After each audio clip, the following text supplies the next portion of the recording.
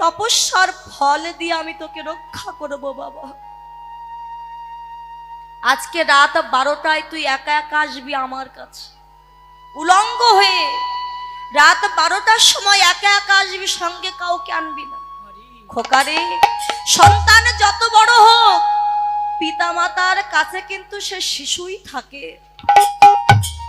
উলঙ্গ হয়ে আসতে যেন লজ্জা করিস না বাবা। আমার সারা জীবনের পূর্ণ ফল আমি তোকে দান করব। গান্ধারীর সারা জীবনের পূর্ণ ফল কি না, গান্ধারীর চোখে কাপড় বেঁধে থাকতো।